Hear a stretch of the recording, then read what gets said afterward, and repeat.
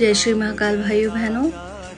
तो आज मैं माता सीता और बजरंगबली का वो जो संवाद है वो कंटिन्यू कर रही हूँ।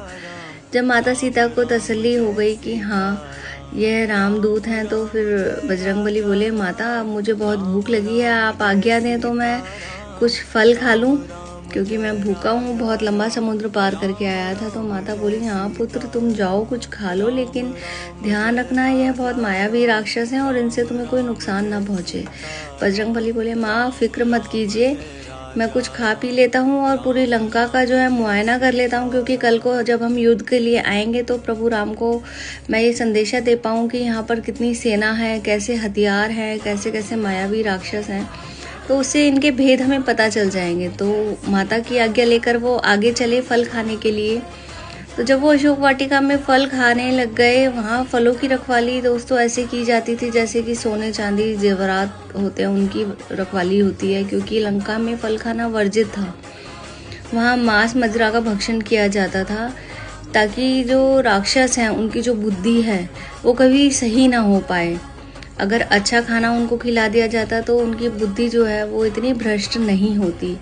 एक कहावत सुनी होगी आपने, जैसा अन्न वैसा मन।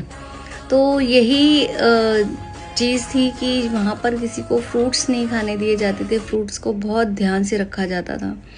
जब बजरंगबली ने वहाँ अशोक वाटिका उजाड़ी, फल खाने शुरू करे, देखिए उन्होंने एक जो बंदर का वो होता है नेचर, उन्होंने सारे पेड़ तोड़ने शुरू करे।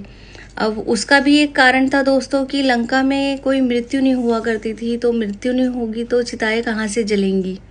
रावण के जो बेड के पाए से काल बंधा हुआ था। काल जो है वो वहाँ पे किसी को मार नहीं सकता था रावण की आज्ञा के बिना, तो कभी चिता जली ही नहीं थी। अब बजरंगबली ने सोचा कि प्रभु आएंगे, इन राक्षसों का संहार करेंगे, तो भाई चिताओं के लिए लकड़ी तो होनी चाहिए ना। तो उन्होंने इसीलिए वो अशोक वाटिका उजाड़ी, सारे वृक्ष वगैरह तोड़े कि जब तक प्रभु आएंगे ये लकड़ियाँ सूख चुकेंगी और इनकी चिताओं के काम आ जाएंगी। तो यह कारण था अशोक वाटिका उजाड़ने का। आगे जब वो बजरंगबली को बंदी बना के ले जाया गया, रावण के आगे पेश किया गया, तो उनके पास कुछ भी सामान नहीं था ऐसा जिससे कि वो लंका दहन कर सकें, लेकिन प्रभु की महिमा से राक्षसों ने खुद ही सारी चीज़ें अरेंज करी।